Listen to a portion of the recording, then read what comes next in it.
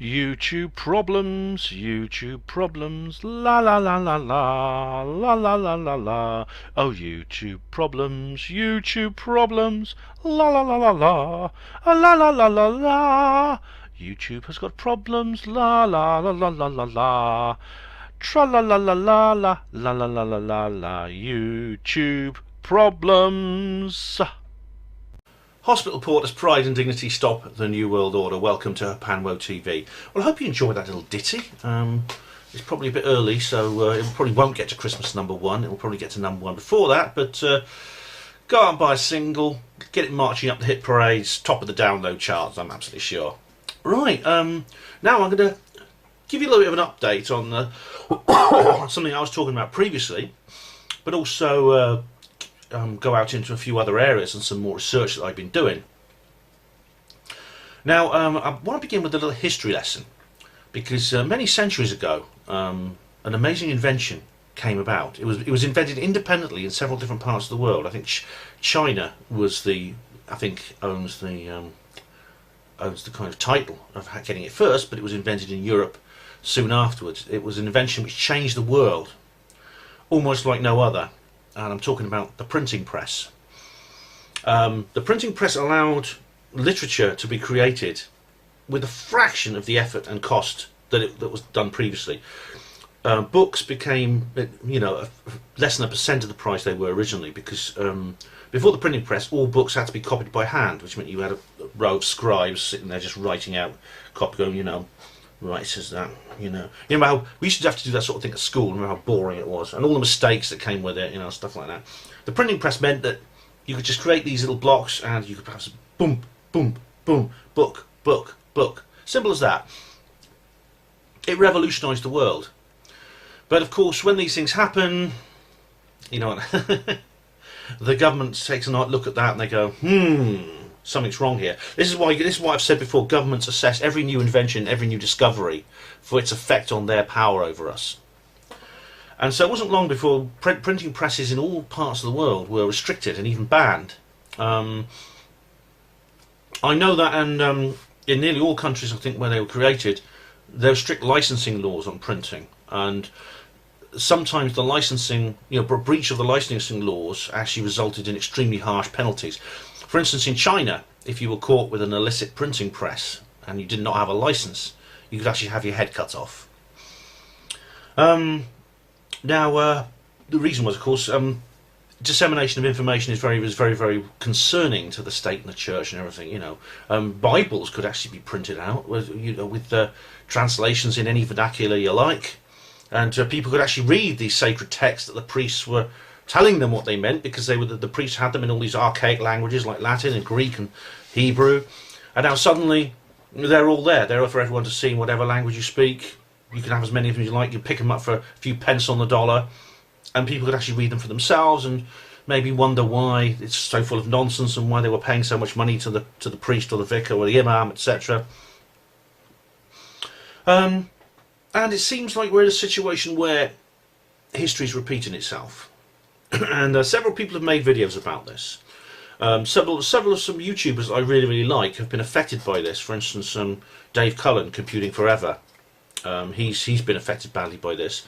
So has Sargon of Akkad and a couple of other people. Now this is basically what's happening is we have the internet. The internet is the 21st century equivalent of the printing press. It is in terms of information distribution, it is the greatest invention since then. In fact, if you just try to imagine living in a world without the internet, I think the internet has come forward in leaps and bounds so quickly that I think there's very few people who are actually young enough not to remember a world without the internet. Because really, literally, even if you go back just a few years, just less than a decade or so, the internet's transformed even since then. So just remember the world before that, what it was like, and how different it is now. And this is the problem. This has been of enormous concern to me, because it's quite likely that I'll also be affected by this at some point. And indeed, I thought I had been. Maybe I have already been. And I thought for a while ago I had been for another reason, but it turns out I wasn't. I'll tell you more about that in a minute. But you have the government are desperately trying to get this genie back in the bottle, and they're doing it by saying, they're not saying we're going to bring in censorship, we're not going to license everything like they did in the old days. They can't. They have to be more subtle nowadays, and they have to be more crafty. So they say things like, we need to take action against fake news. We need to change the algorithm so that offensive material doesn't come to the surface, which includes racism, sexism, homophobia, etc. These things don't hate speech doesn't appear in the top of people's search columns and things like that, and demonetization as well. We demonetize videos that we don't appreciate. Now this is Slaxer made a video about this, and I disagreed with him, and I still do. I think if I know YouTube is a private company, but what it's doing is still an attack against free speech. I mean, the good news is, because it's a private company, you can set up other private companies with different policies, and I'll be coming to that in a minute as well. But this is backdoor censorship. It is. I mean, some people like Dave and Sargon, they essentially, the YouTube channel is their living. It is their job. Dave says he works 16-hour days to produce the videos he does. He uploads at least one a day, and they're always very, very sophisticated, very well made, well edited. They're sophisticated film productions using the latest technology. There's people like PewDiePie. Now, PewDiePie is the world's most popular YouTuber. And what happened was, you see, basically the government, who were all like Hillary Clinton supporters, and the media, they basically got a hold of people like Disney, and they said, you know, look, PewDiePie here he's making racist jokes. Your product is being advertised on his channel. Don't you think you ought to withdraw your sponsorship from YouTube ads and withdraw your sponsorship of this? Remove your material from YouTube AdSense. This means that PewDiePie no longer has much less of an income. It also means YouTube have much less of an income, and YouTube actually made a big loss, I think, recently. So this is why, it's one of the reasons they just jump into line. As it happens, PewDiePie's channel is a comedy channel, and he tells a lot of very avant-garde jokes, shall we say, a bit, shall we say, right bank, that you couldn't tell on television. But to call someone a racist is, well, you have to. It's a very, very serious matter, and I think I'll say a few words about that too. Because the motivations say we're going to eliminate racism, sexism, homophobia, etc., hate speech, means if you accuse someone of that, it is, you need to know exactly what, you need to be quite clear about what they've said, because you've made a very serious allegation, a smear against someone's character. Okay? This has happened to me. I've been called an anti-Semite, I've been called a racist, I've been called all kinds of things. Okay? Look up look up the dictionary definition of those words. A hatred of somebody who is a different colour from you, or women, or homosexuals, a hatred of those people.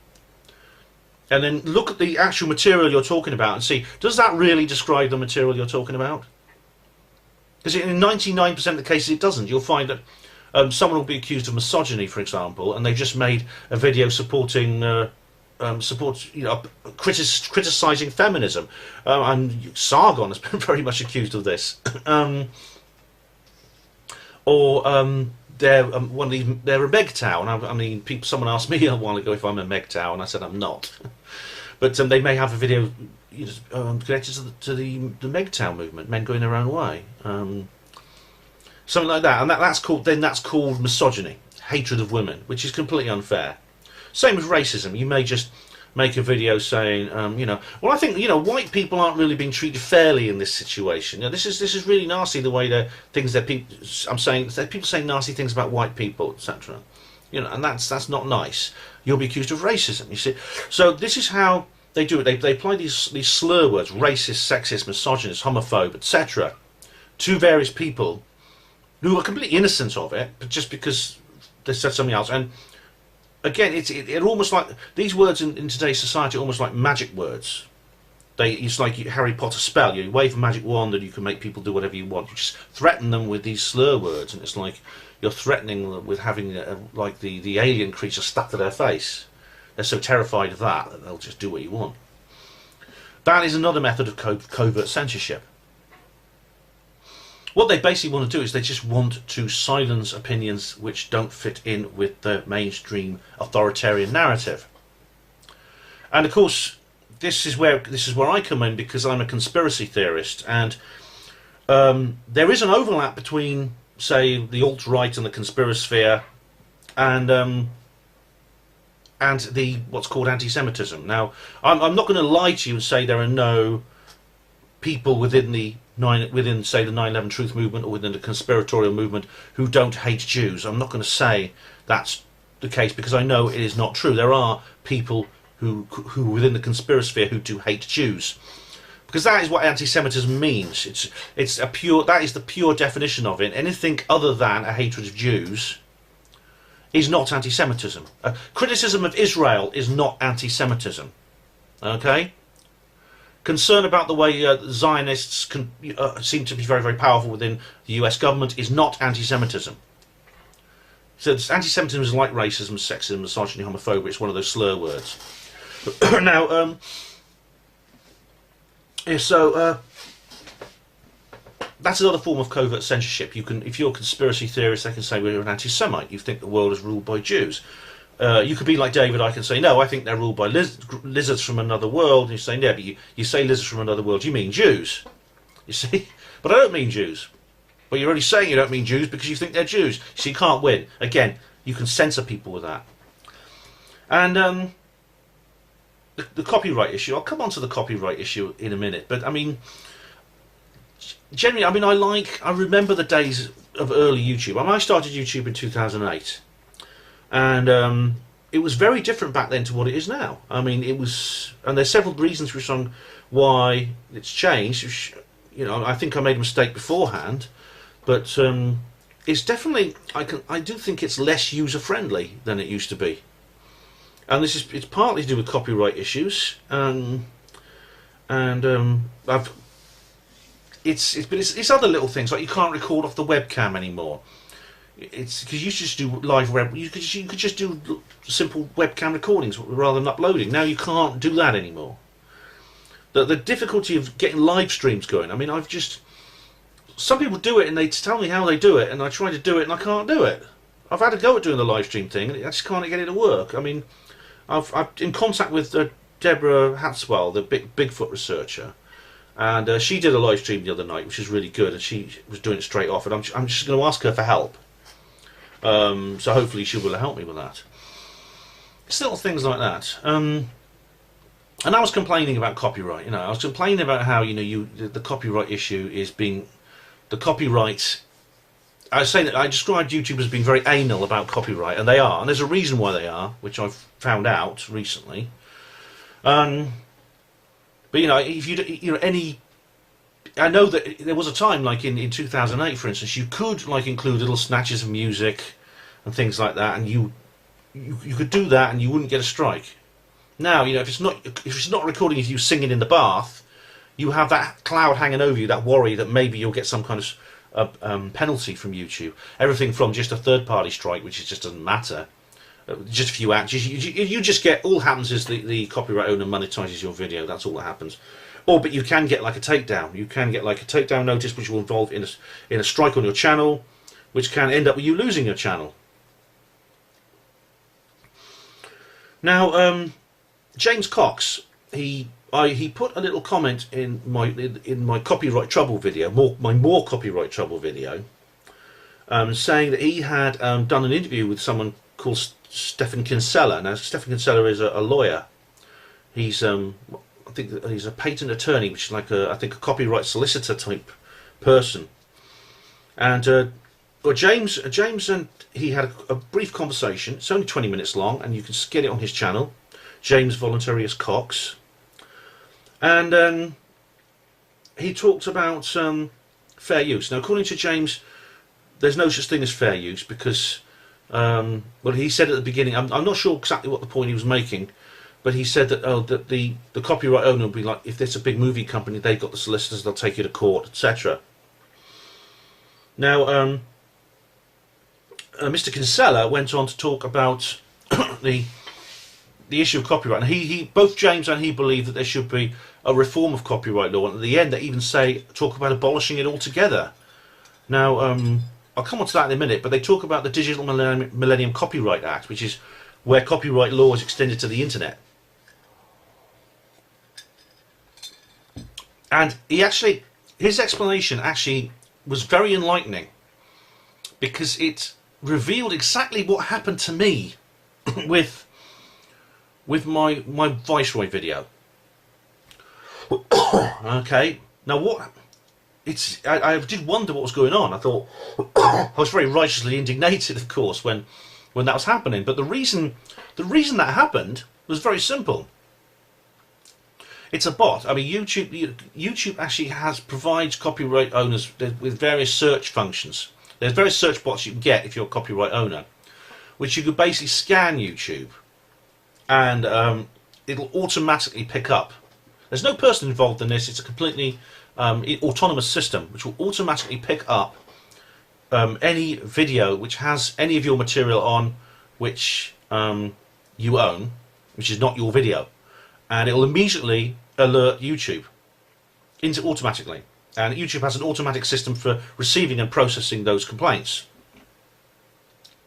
And YouTube always, and I mean always, sustains those complaints. And the reason it does that is because of the DMCA, because of internet liability, because the liability YouTube faces. What happens is YouTube hosts these videos, and essentially it has a piece of legal insurance to cover itself, which basically says they will host videos, but they have what they call a safe harbor, which means that the host itself is exempt from a certain amount of liability if copyright issues, if there is a copyright breaches on its uploads. Because I mean, there's so much uploads. I think it's 2,000 hours gets uploaded to YouTube every minute or something ridiculous like that. There's literally billions of videos. You could watch them all, and you wouldn't live long enough to watch them all. And this has to be automatic because there's so much. It's too much for people. You'd have to employ 1 billion people to actually do this manually. But the downside is YouTube has to automatically sustain all complaints. It has to automatically process all complaints in the favour of the alleged copyright owner, and then the burden of proof is on the disputant to prove themselves innocent. In that case, it was me. Now, this means that basically wrongful copyright claims are just ridiculously easy, and hence the phenomenon of the copyright attack, which I talked about in the More Copyright Trouble video, the previous video. Now, so this is why the host YouTube errs on the side of caution all the time, because if it didn't, it would lose its safe harbour exemption. Now, Mr. Kinsella suggests several solutions to this, and one is to get out this mess, because it is a mess. As I said, I explained in the video, it works against the ordinary YouTube user. The ordinary YouTube user is in a very, very difficult situation legally, because you essentially have no. You're uploading your videos naked before all creation, and you know for a while the host will never ever back you up. All the host can do is, if you put in a challenge, the host will then restore your video or restore your channel, but then put you in a position where you can be sued by the copyright owner. But it will not, repeat, not ever assist you in any way. And Mr. Kinsella was talking about this, and they were saying with James, and said that the solution, there were several solutions, and one of those is abolish copyright. Now, this is something that, I mean, James was actually saying, well, maybe, they were both sort of saying, well, maybe it's best to abolish the copyright laws altogether. Another is to change the safe harbour rules so that YouTube is more exempt. So in other words, YouTube has a bigger safe harbour. It has an increased exemption from liability. It has a get-out clause which is more and more generous towards the host. So basically, YouTube therefore is not put in this position where it has to automatically, attack the content creator. Otherwise, it could end up in trouble. Another possibility was the increased fair use maximum. I mean, Kinsella was talking about, he basically made the same points I did about the fair use situation. Now, and she said that maybe if that could be increased, because it's, in a sense, fair use is kind of was kind of brought in order to overcome the hurdles, the hurdles which I talk about in the previous video, relating to simply talking or discussing or doing anything related to the copyrighted material itself. So film reviews, you know, you can't make a film review unless you are allowed to draw on some of the copyrighted material. It's just not possible. You'd be saying, well, I went to see this movie the other day, and it's called well, it's got a kind of name a little bit like this, and it was sort of like that and kind of like this, and I thought it was pretty good. And there was another film I went to see that had a name that rhymed a little bit with, you know, doors or something, and then it was kind of like this and kind of like that, and the character whose name is sort of, well, I can't tell you what the name of the character is, said this, and another one said that, and I thought that wasn't such a good movie. It would make, just imagine film reviews like that. Come to think of it, I'd love to see the critics pissed off. Yeah, have some of that, critics. It may be worth it just because those bloody critics would be out of a job, wouldn't they? Yeah. No, I'm only joking. And then reduce copyright or abolish copyright. Now, I'm sure I think there's probably some more videos on James's channel which talk about this. But is James? I'd also ask James, do you mean abolish all intellectual property rights? Is that what you mean? Because that doesn't seem fair. If you abolishing intellectual property rights means it's essentially intellectual property is like any other property, and if there are no laws or rules to protect it, then essentially theft becomes legal. Now, theft is a part of laws against theft are a part of natural law. They exist in every society on Earth. Even the simplest prehistoric societies had laws against stealing someone else's property. Just the same way that there's natural laws against harming another person, killing, murder. Murder is a crime in every society on Earth. Harming another person without exemptions of self-defense, that also is a crime in every society on Earth. Except, well, there's a lot of exemptions for that. For instance, the church allowed you to do things like torture people who didn't believe and stuff like that. But that's a big subject. But basically, every healthy society on Earth has to have a law which protects the person and protects the property. So if you abolish copyright altogether, it means that intellectual property is no longer mine. So when I write my book, my book that I've written, Roswell Rising, a novel of disclosure, available at all good bookshops now. Shameless plug. If in a world without intellectual property protection, someone could just they could take that book, they could scan it and just reel out a few copies themselves and start selling it. I could get some big businessman come along and just say, "Oh, I'll have that," and just start printing out. Even put their name on the cover instead of mine, and pretend they wrote it. Is that what you mean? I mean, this is just a short video. Maybe in other videos you clarify your position. So there's several different steps I could take to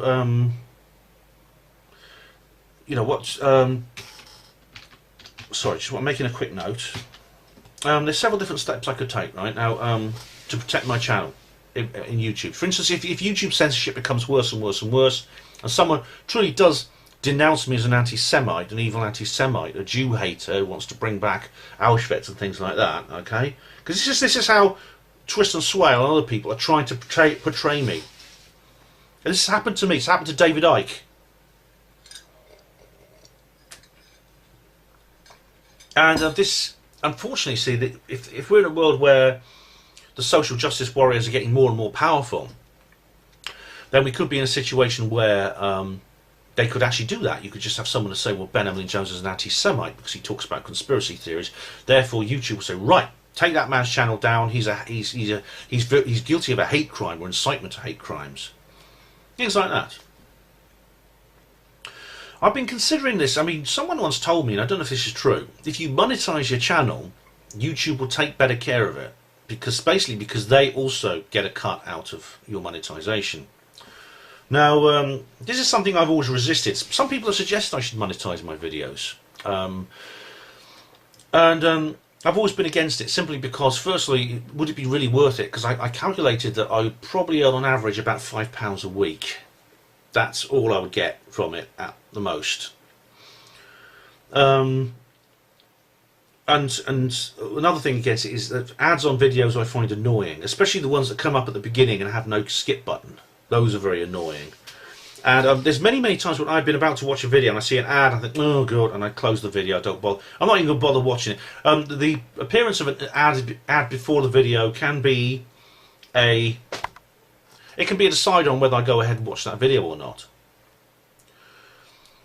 And you know, little pop-up ads in the bottom. Those are also annoying, because I'm like, I get my mouse and I just hover there because I see the little yellow dot on the progress bar, and so I say, "Rock, ad coming now." Get my mouse, hover, click, get rid of it as soon as it appears. I mean, that's again, and those are on some of my videos, but simply because of the third-party copyright issues I've had. But I don't know if that's true actually. If I monetize my videos, will YouTube then be less inclined to go for me or something? I don't know.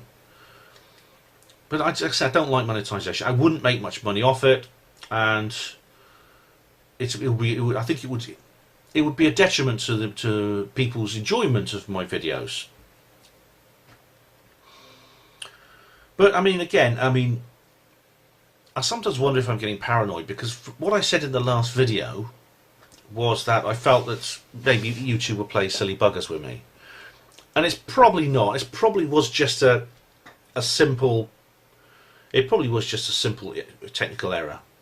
And the reason is, do you remember during my comments reply video, I was explaining to you how I'd stopped getting email notifications of comments, and so I went through my old emails, and I found out that the comments actually stopped at midnight on Thursday the 23rd. And after that, I got no more email comments until after I'd done my comments reply video. I put in a complaint. I went to the help desk at YouTube and I put in a complaint just saying these ads are I'm not getting email notifications. And anyway, within a day, my email notifications were back. So now I have my email notifications returned to YouTube. And so what I'll do is, I might actually stick with the format I've got now with. I might actually stick with the format I had for my comments replies video created last week, because it seemed to take less time, so it was a bit more convenient, and it seemed maybe it was a better way of doing it. I don't know. I'll think about that, whether to go with the email notifications only. But anyway, it's good to get the email notifications anyway, because the problem was that if I don't get those email notifications, if people comment on an old video, one which happened before the last comments video, then I do not see the comment. So the comments notes were put back. Basically, they were back. So that's sorted. I now am getting comments notices again anyway. Now, a lot of YouTubers, including Dave Cullen and Sargon of Akkad and many others, have come to a position where, because of the problems they have with covert censorship, in particular on YouTube and other social media, they have decided to move some of their eggs to other baskets. And so have I. What I've done is I've set up accounts on alternate platforms. Now, some of these I set up a while ago. One of them I actually set up in 2015 because I wanted to upload my Colonel Holt video, which had been subject to that ridiculous copyright strike. So I did that. But I've got some more on other channels. So basically, I'm now created a few alternate platforms. I'll probably create some more on other sites as well. Maybe there's a few more sites I can think of, which are video sharing sites, or other forms of social media. So I'll just tell you a little bit about them now. Now, the first of these alternate platforms is vid.me, and this is me here on VidMe, or VidMe, or vid.me. Ben the JR Porter, the same name as well, an ex-hospital porter, a conspiracy theorist, a free speech Nazi, and a disbeliever in all mainstream media lies. And now this is, I think, going to be my primary alternate platform because it seems to be the most popular, and also it seems to be the one that most YouTube dissidents are going to. It's almost become a kind of meeting place, a kind of like assembly zone outside the burning building, where everyone is going who's sort of like has felt shunned, or has either been banned from YouTube or feels shunned by YouTube's censorship policy, its covert censorship policy. This actual video hosting site, the sharing site, was actually established specifically to counter what's happening on YouTube. It was actually set up by a group, I think a group of people who were concerned about the position of YouTube. And there's lots and lots of videos on here and people saying, I've left YouTube, I'm against YouTube, and there's lots of people moaning about YouTube generally. Most of the moaning is perfectly justified, I think. But this anyway is this is basically it. This is my VidMe account. Now it's important to go here. Now one of the reasons to go here is because some of the material I have on here, some of the videos I've made, I do not upload to YouTube. So there's some things here that are completely unique to VidMe. The reason is, if I put them on YouTube, it'll generate too much work in terms of comments, replies, and things like that. So I put them on here instead. So if you want to go to here, you'll see a lot of videos that I've made. There's a number of videos I've made now. I'm making some more coming up. Just short videos, but they're not available on my Ben the Jail Porter YouTube channel. Now, my channel's not very... I mean, on VidMe, you have to get your channel verified, then you can upload longer videos. But my channel's not verified yet, so I'm limited to 30-minute videos. But that's I found that's not a problem. That's not a problem. Obviously, if I want to mirror a lot of my YouTube videos on VidMe, it's difficult, and I've actually mirrored a few of them, and it's been a bit of an editing nightmare having to chop them up and things like that. But it's a good channel. It's a nice, healthy kind of sense of subversion on there. A lot of people who are anti-censorship. They're very pro-free speech. A lot of libertarians, a lot of people like that who just fed up with being told that they can't say a certain thing, they can't say this, and they can't say that. So please do go there and check me out. Now the next of my alternate platforms is Dailymotion. Now Dailymotion was the video channel I set this up in 2015 after my Colonel Holt Returns to Rendlesham video was attacked. It underwent a massive copyright attack, which involved my YouTube channel getting a copyright strike, which I hadn't then had to counter. And it was a very stressful time for me. I made some videos there explaining specifically what happened to me and how it was unfair. And luckily, as always, I put myself in a position where I challenged the claimant against me, to sue me, and my channel was restored to normal. The problem was that this person then had the opportunity to sue me, and they didn't.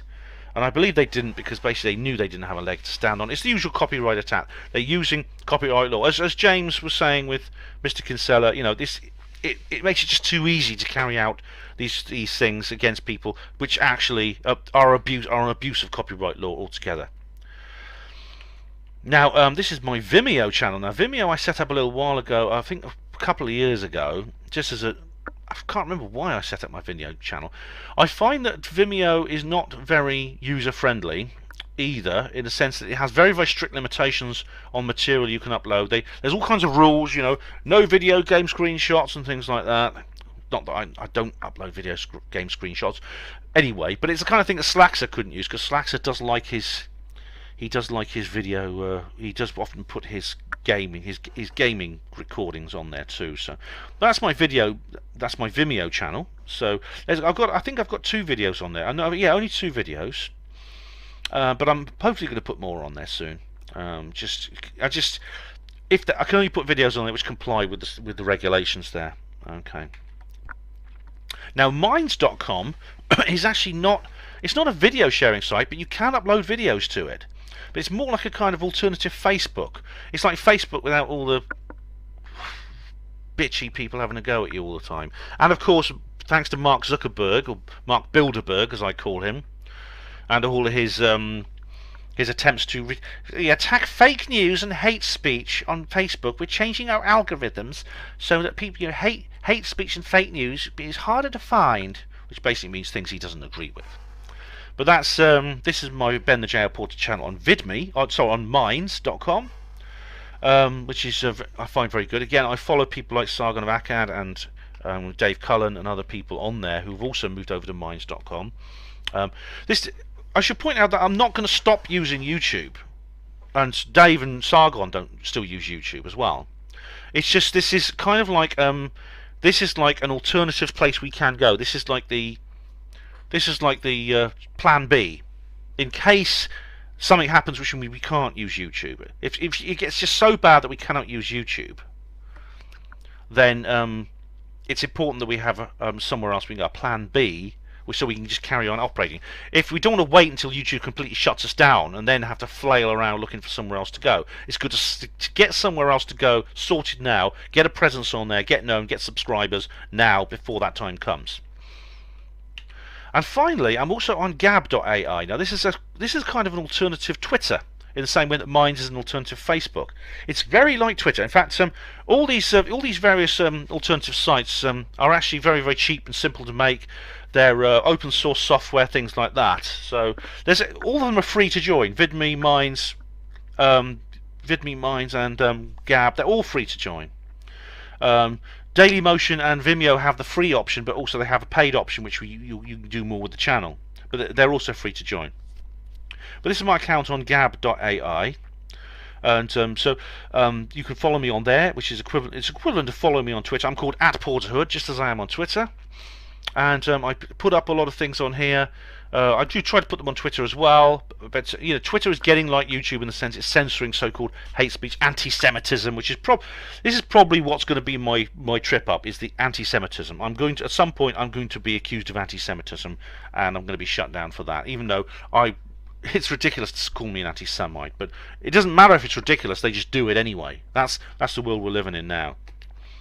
So that's my Gab.ai account. Now, all the links to all these pages are in the description box. If you want to follow me on any of these things, simply go to the description box and you can actually just click on all the links, which will take you to these various pages.